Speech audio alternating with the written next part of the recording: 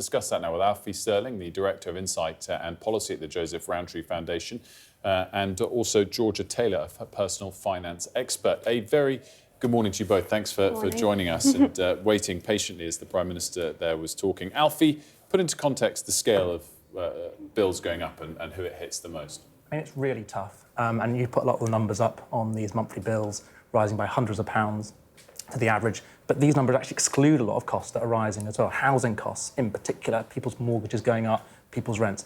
This is particularly painful for the lowest income families. We've got 7 million low income families in this country going without food, going without eating their home, going without adequate clothing.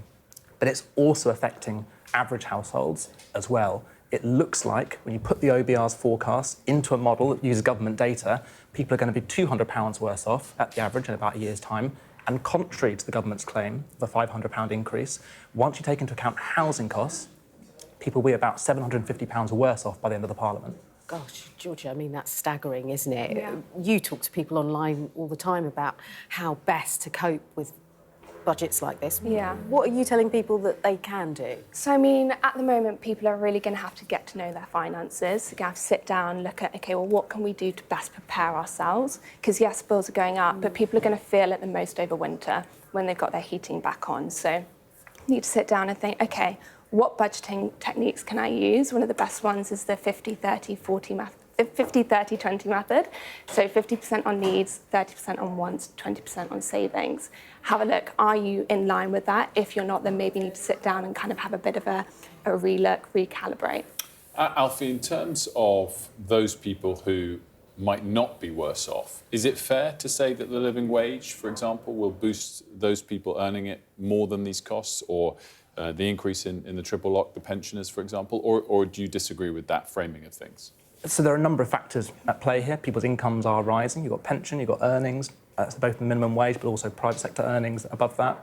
The problem is that they are not forecast to rise faster than rising costs over this Parliament. So when you take all these things into account, and we run a model that takes into account earnings, benefits, rising prices based on government data, people at the moment are getting poorer. It's the start of a second squeeze in living standards after a bit of a respite over the last year and a half. And the big danger here is that government is asking people to accept the risk that when they think about their personal circumstances, the last 12 months may have been the best of the Parliament.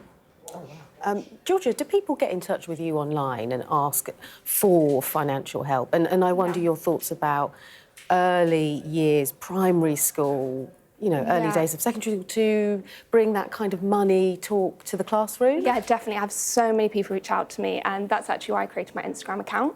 So I'm a financial advisor, it's my day job, but then I run my Instagram on the side, which is basically everything we should have been taught at schools in regards to finance. You know, it is on the curriculum, but the teachers just don't have time to teach it. Are you surprised by the amount of people that are lacking in financial education? Yeah, I meet so many people, and it's what you can see is, you know, relatively basic stuff. It's just people bury their head in the sands at the moment, especially when you see, you know, rising costs. The last thing people want to do is look at their bank statements. They just want to kind of forget about it.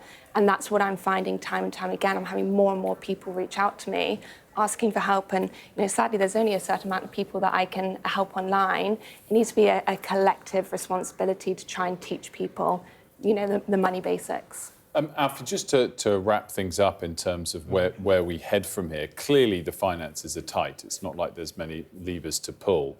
Are there obvious things that you think at the Joseph Rowntree Foundation the government could be doing that are sort of costless, or is it anything is going to come at the expense of something else? So I think government has to act, both because in the end people's living standards will drive their voting behaviour, but also 4 months ago the Prime Minister sat up and said he wants to target rising living standards. So government does have to act. I think there are two buckets. One is thinking about how do you put more pounds in people's pockets. That's social security reform, reversing some of the cuts we're seeing in disability benefits, and looking at where you can raise that revenue, particularly from capital gains tax and dividends. But there are also costless, if you like, measures as well in terms of regulated pricing. Can you redistribute the price of energy between high income and low income? Can you look at housing and regulation in the private rental sector? Alfie and Georgia, thanks so much for joining us. Sorry we got a little bit squeezed there. We can blame the PM for that.